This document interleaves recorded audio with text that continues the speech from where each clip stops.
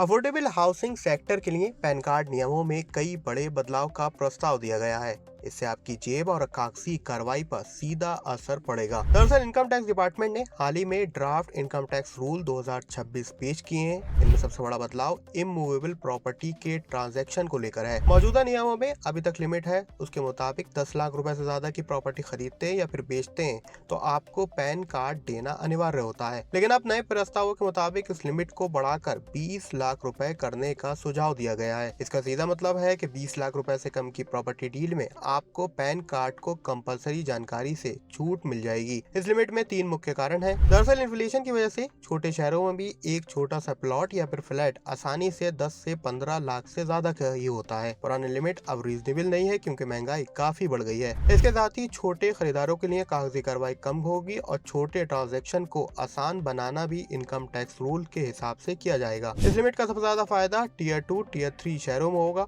क्योंकि यहाँ circuit rate कम होते हैं, जिसकी वजह से छोटे शहरों और ग्रामीण इलाकों के प्रॉपर्टी मार्केट में तेजी आने की उम्मीद जताई जा रही है। अब इन नियमों की वजह से इंडियन रियल एस्टेट मार्केट पर कितना असर पड़ेगा, तो एस्टीमेट के मुताबिक टोटल रेजिडेंशियल ट्रांजैक्शन का 25 से 35% 20 लाख रुपए के सेगमेंट में होता है।